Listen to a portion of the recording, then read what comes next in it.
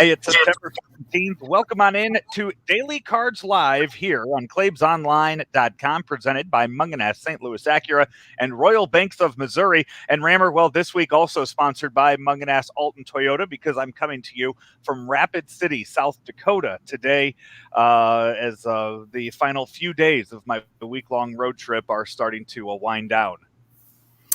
And I know that we've done a couple of these from that fine vehicle, and you are traveling in style, my friend, and a great trip for those who don't know, from the Field of Dreams up to Minnesota to see the Twins play, then the Badlands, and now the Black Hills and Mount Rushmore. It's a terrific trip.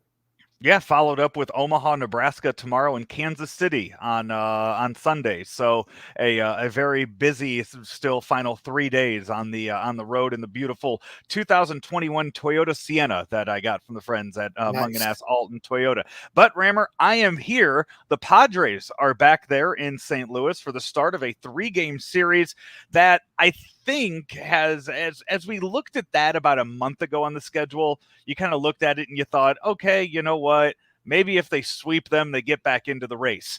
Now, a sweep of that series, or really just taking 2 out of 3 games this weekend, really cements the Cardinals in that second wild card spot and puts them in a nice driver's seat for the final 2 weeks, really 10 days of the season, I should say.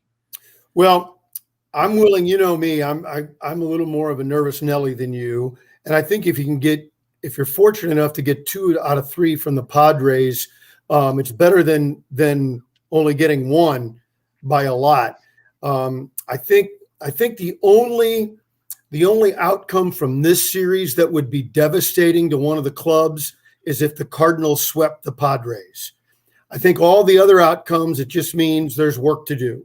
But yeah, you'd rather win 2 than 1. Absolutely.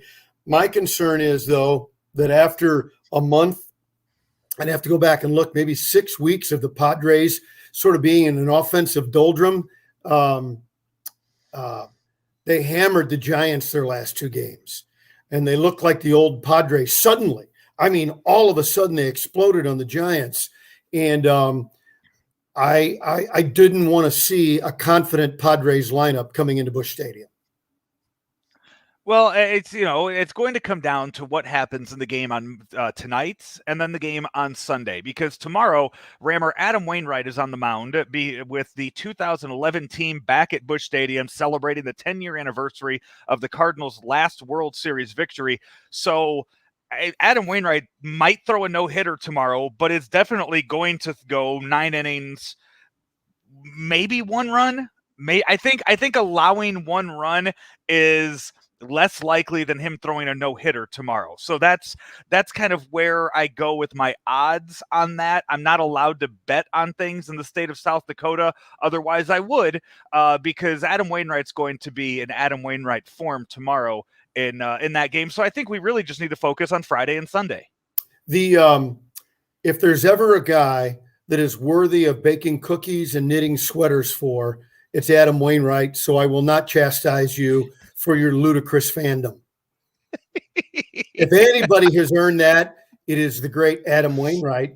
And I don't know if I mentioned it to you or not.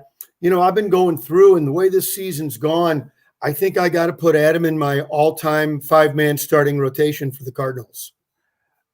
Is Chris Carpenter in there? Yeah. Okay, so does that end then with, Bob Gibson obviously is your number 1. Tudor and Dean. I'll make it easy. John okay. Tudor and Dizzy Dean. I was going to assume John Tudor, just knowing that you would have grown up watching John Tudor pitch. I didn't know if you were going to go far enough back to Dizzy Dean, not having seen him play. There is a little bit of a recency bias, but I try to understand the history of the game, and to not include Dizzy Dean would just be ignorant. So you're going to have the 2011 team there in the stadium. We saw what Adam Wainwright did in 2006 when the team was up there on that Saturday in the press box, and La Russa, made the comment to him before the game about, close out the game. And Adam Wainwright's, well, I'm starting today. And La Russa was like, okay, go close out the game. And Adam Wainwright goes and throws 9 innings in that. And I do think that, we have seen Adam Wainwright rise to the occasion, big games, big moments. And I feel that tomorrow is going to be similar to that. But all of that being said, all joking aside, the Cardinals do catch the Padres at a very good time, where you mentioned it the other day, the fact that in June, the Cardinals couldn't get anybody out at all. And right now, the Padres are kind of falling into that with their pitching recently, as they will throw out this weekend Vince Velasquez, Yu Darvish, and Jake Arrieta. The Padres are so desperate for pitching that Jake Arrieta is going to be starting for them and over Velasquez off the Yes. scrap heap. Yes, and the lad, this stat from Drew Silva, he tweeted out yesterday, those 3 over their last 59 innings, Rammer, have allowed 70 earned runs. 70 earned runs. So those 3 pitchers have an ERA over the last 59 innings of 10.68. Wow. Wow. And that's what the Padres are coming into at the tail end of a pennant race. For those of us who are frequently wanting to rip the Cardinals front office, you could have Arrieta and Velasquez in St. Louis, or you could have Lester and Happ. And who I've seen you, and you've said it on this show, I've seen you tweet it out too about that. I remember, I think our most watched live show was the one that we did at the trade deadline, where you could not believe the moves that were being made. We won't see Lester or Happ in this series. I don't believe it. The Sunday's starter is still to be determined, but I don't think we're going to see either one of them this weekend. But you still have those guys have just been chugging along all season long, as in the second half, just putting out quality start after quality start. But you mentioned those 2. I think what really needs to be mentioned are the bullpen acquisitions. And you and I both sat here and we mocked it early in the season because the bullpen couldn't get guys out. So they go out and they get Wade LeBlanc, who ends up being a very good starter for the team until he gets hurt. They go out and they find TJ McFarland, who I believe was he with the Nationals? I think before they go and they get him. He's your best left-handed pitcher right now. And then Luis Garcia is going to get a role in this bullpen at the back end next year. I think Luis Garcia has earned himself a spot in that bullpen in 2022. So for all that we want, fans want to sit and rip on Mo in the front office, you know what? They gave these guys a chance. They came in and they performed. I think also kudos to Mike Maddox and the pitching staff for going out there and figuring out whatever it was they were doing wrong at their other stops before they came here. The other thing I think is going to be a key, the Cardinals offense has to continue to click, take advantage of the poor Padres pitching staff. You could pitch really well against the Padres and give up 6 or 7 runs. You really could. That's how good that offense is when it's clicking, and it's had 2 good games in a row. I don't expect there to be any 1-0, 2-1 victories for the Cardinals this weekend. You better continue to hit, and there's no reason why you shouldn't. Confidence has grown. Approach at the plate has really, top to bottom, really come along and dismantled the Mets. And now you come home. There's no reason why the Cardinals shouldn't continue hitting, but they better. We will see in the also in the game tonight, Tommy Pham. What kind of response or what kind of reaction do you think Tommy Pham gets from the fans here at Busch Stadium? I haven't given it any thought. I have no idea. I don't know what anybody thinks of Tommy Pham. I'm a big fan. I like him. He's had a crazy up and down season. He had a couple of doubles yesterday. When he's going, then they've got 4 outfielders that are really good. For a while, they struggled with a leadoff guy. They put him leadoff, and he helped for a while. He just hasn't been able to be consistent over a period of time. I got to be honest, when I talk to just friends and people who are fans, the Tommy Pham legacy doesn't come up in conversation very often. So Rammer, going into this 3-game set this weekend, Cardinals did have the off day yesterday. Let's play lineup maker for this. Does Edmundo Sosa start all 3 Oh, games this weekend? assuming health, I think so. Assuming health, this is a contender. They're nipping at your heels. You got to put them away. Assuming health, it's hard for me to come up with a reason why he wouldn't start. I think that'd be the way to approach the question. Why wouldn't Sosa start a game? And then the other question would be Yadier Molina, who we saw play all 3 games against the Mets. After this, the Cardinals have eight games. After this weekend series, they have 8 games over the next 7 days before their next off day. So where down the stretch here, where do you find off days for Yadier Molina besides splitting up that doubleheader on Friday? Yeah, probably not. Maybe depending on how the series is gone. Could you go Kisner on Sunday? I think part of it is you want to plan it out so guys know if they're going to get a day. On the other hand, if you're 1-1 or 0-2 on Friday, Saturday, boy, it's hard to imagine you'd go into a Sunday giving him a rest anyway. But I think it's probably even money that he would get a rest Sunday.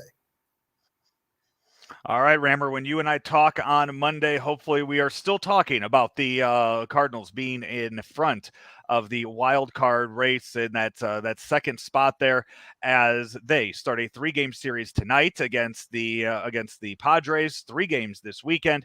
As if you want to scoreboard watch, the Reds this weekend are taking on the Dodgers. So I love that. That'll be a lot of fun to sit there and scoreboard watch. Those games are in Cincinnati, by the way. So the Dodgers heading to Cincinnati for that 3-game set before the Reds go back and I guess probably play the next 10 days against the Pirates or whatever the hell their schedule is for the for the stretch run of the of this season. So we'll keep an eye on that. Rammer, quickly, a word from our friends at Royal Banks.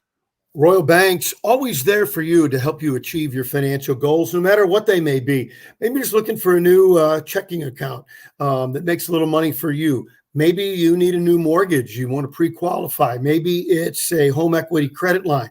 For new customers, it is a wonderful opportunity with the home equity credit line at Royal Banks of Missouri. For any and all of these options, check them out. 314-212-1500, and you'll get to talk to a terrific Royal Banks banker, or you can go online to royalbanksofmo.com. Royal Banks, where better service means better banking. Member FDIC and equal housing lender. I see you are wearing a slew hat again. But with you, I mean, I imagine you have about 40 of those blue hats with the slew logo on it. But every one is for a new team. This is a mid-90s game worn. So this is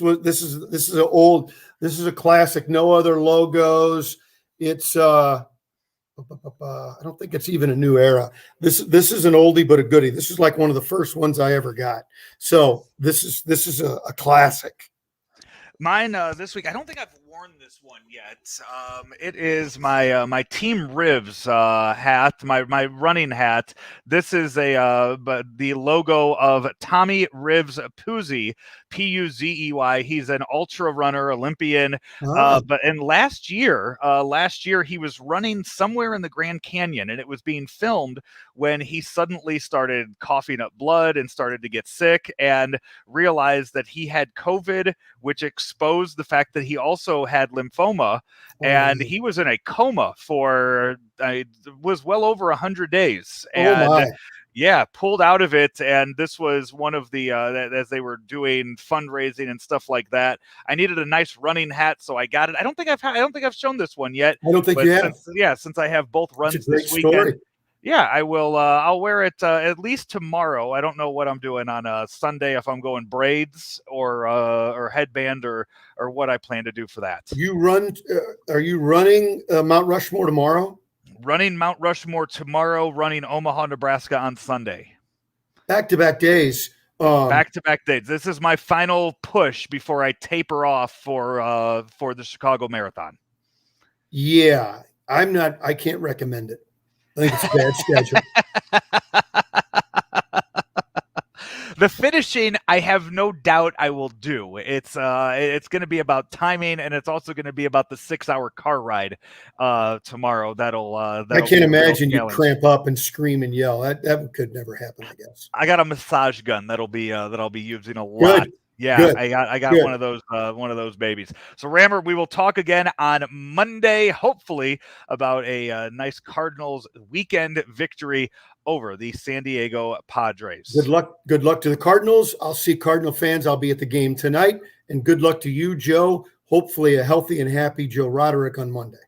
There you go. Go say hi to Rammer at the game tonight. We will talk to you on Monday right here on Daily Cards Live, presented by Mungenast St. Louis Acura and Royal Banks of Missouri, right here on ClaimsOnline.com. St. Louis Acura is excited to announce the opening of our newly remodeled service lounge. We sell pre-owned vehicles of all makes and models and take pride in servicing what we sell. We offer free pickup and delivery service and a complimentary car wash and vacuum with every service. We also have a full-service reconditioning shop on site that can repair dents, bumpers, and wheels. As the nation's only 29-time Acura Precision Team winner for customer satisfaction, we work every day to make St. Louis Acura better than ever for you.